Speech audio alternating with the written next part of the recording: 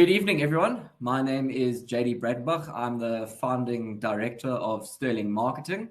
Tonight, we are going to be kicking off the first part of a six-week series of webinars, basically looking at all of our pillars.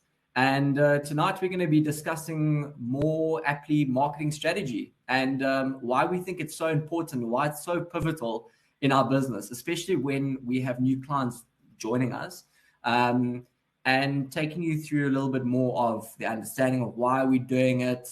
So without further ado, let me kick off. So tonight we're going to basically be discussing what is a strategy review, what is the strategy that we are going to be basically running through, why is it important, how does it help the marketing process from a holistic point of view? And what does this strategy doc that we run actually all entail?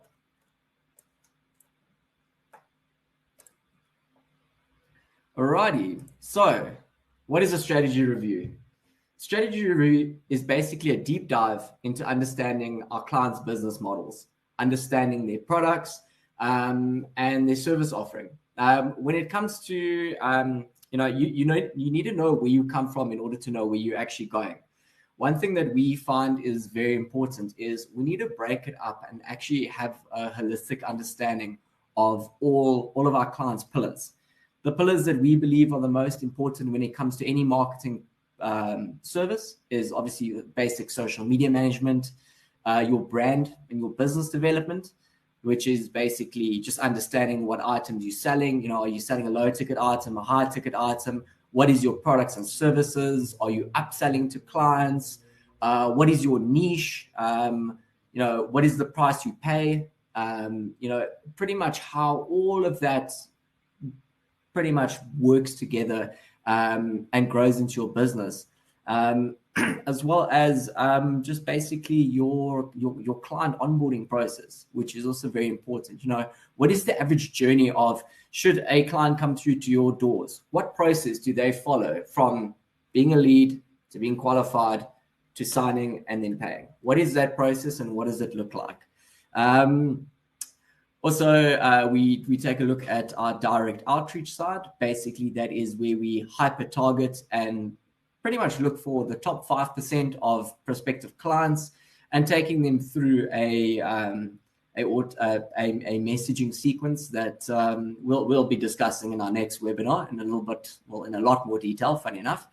Then we've got our funnels, which is how we actually capture client contact details via providing value. Also more of that later. Your basic SEO, which is just search engine optimization. And finally, the strategy and pretty much the review of the strategy on a quarterly basis. Why we do it on a quarterly basis is to ensure that there's a positive feedback loop. So basically what a positive feedback loop is, we need to know that what we're doing is working, find out where our strengths are, where our weaknesses are, what we can do better, and have a real sober look at the business and the marketing strategy from that perspective so that we can constantly improve. I mean, when it comes to marketing, the marketing industry is constantly changing. The only constant is change, really. Now, in order to stay ahead of your competitors and in order to stay relevant and in order to make sure that you are an evergreen when it comes to lead generation, we find it's very important to run through these steps that we're going to be discussing. So, I mean, a couple of pointers of what we look at is, what has worked previously in your marketing strategy. Did you, let's say, for example, previously you used a lot of AdWords and you managed to get a lot of lead flow. You got a lot of traffic to come to your website. And after you had a lot of traffic, you had a lot of inquiries coming via the phone. So is there other ways that we can optimize that? That's pretty much the angle that we're always trying to look at. There's always an angle when it comes to marketing. Understanding, for example, what is your USP? For those who don't know what a USP is, it's basically your unique selling point. What really puts you above your competitors? Understanding your products and services, and more importantly, it really is how to structure it. A lot of times what I have is when dealing with clients, and especially your more smaller to medium-sized enterprises, a lot of these enterprises, they do a lot of different services, and it's a very wide, diverse offering. They do provide the value, but the packaging of the value is the problem. Understanding exactly how to break it down and simplify their product offering and then take the client through the journey to upsell is it's very important. And that's what we like to have an understanding in our strategy docs. I mean, this basically comes down to our brand and our business development side of things. Making sure that you look professional, making sure that you have posts going out. Because back in the day, all you needed to do was sign up to the good old yellow pages, and you got a nice, big, thick phone book, and people just started phoning if they needed a plumber or whatnot. These days, everyone just types in on their phone, plumber near me, and reads a couple of reviews and sees what's going on from there. Now, how do you position yourself and make sure that you stand above the rest? How do you stand above your competitors? That's basically what we go through. And then lastly, once we've done that full in-depth analysis of everything, the final output that we really look for is, how can we take what you're doing and make it better? Because, there is a template, there's a blueprint that we use, and this works across pretty much all industries. But what we need to do is to go in and actually find and tweak every single specific person's business and the style of business that they're running. So why is it important? So, I mean, as I mentioned earlier, you need to stay ahead of your game. Everything is constantly changing. And therefore, I mean, it's very important to also go, have a look at your competitors, see where they're going right and where they're going wrong. Are your competitors, just blasting people on Facebook and boosting Facebook posts? Is that what they're doing? Is that how they're getting clients? Because if they're doing it, then it definitely must work. So how can you then take what they're doing and make it slightly better? Good example would be is to use a lead magnet or invite people through to webinar like what we're doing tonight. We're having pretty much a one-on-one conversation and just taking you through a little bit more detail. As mentioned earlier, it's pretty much to know where you're going. You've got to know where you come from. And then also, helping your sales and marketing team to have a very thorough and in-depth understanding of the product and service. As an outsider and coming from a marketing perspective, what's very nice is that you're an expert in your business. You know exactly everything. Let's say, for example, hypothetically, you are a solar engineer, you run a solar company. I don't know anything about photovoltaic cells and where I need to put my solar panels on my roof. You do. But what I understand is I'm the client. I'm dumb. I know nothing. All I know is that I have a need and I need you to service that. So breaking it down and really simplifying it, that's the name of the game. Keep it simple, stupid. So what does our strategy doc all really entail? It's generally, when we do a deep dive into a business, we really kind of go between 15 to about 30 pages of analysis, obviously depending on the business, how many products they have, how many competitors they have and whatnot. But pretty much how we start is just a brief introduction, what we're looking to achieve, why we're doing this, like we're discussing now. We like to pretty much look at the positives within your business, understanding your sector. If you're let's say, for example, you're a chiropractor, what is the problems with the chiropractic sector? Do people only want to book on weekends? Do people not return after appointments? What is the problem? Do people not pay? Do medical aids not pay back? So understanding all of that, we can craft a better way around it because, let's say, for example, instead of having one-on-one sessions, rather than book with a company, get the company to pay you a flat rate for the day, and then you go through and you allot 30-minute slots to all of their employees, let's say, for example.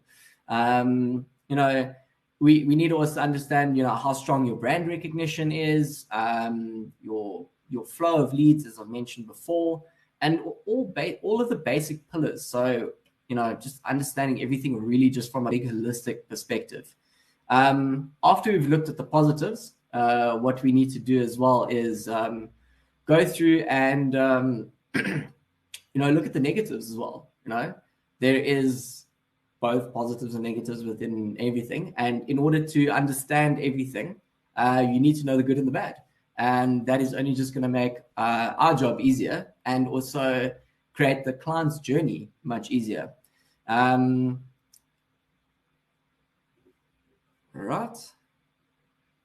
Something else that's also very important is we need to understand what kind of client avatar we are after, or our clients are after, in order to actually go and market. Because a lot of people, they kind of intermingle sales and marketing quite regularly. Sales is the art of closing the deal. Marketing is bringing the lead from the ether or the abyss into a realm where you can deal with them. Yeah, I mean, I guess that's pretty much it from that perspective. I guess the next step is company analysis and the executive summary. Understanding your goals, where you want to go, what is your company's mission, what is your company's vision, and why you do what you do. Something very important. If you look back at the likes of Steve Jobs or any other very famous entrepreneur that built something from nothing, you always see that their main selling point is not their product. Their main selling point is going to be something more. They're selling why they're doing what they're doing, not what they're doing. So he's not selling the iPod. He's selling the ability to listen to music anywhere where you want, and you look cool while you're doing it. That's pretty much the spiel. So, seeing, pretty much in a nutshell, that's it.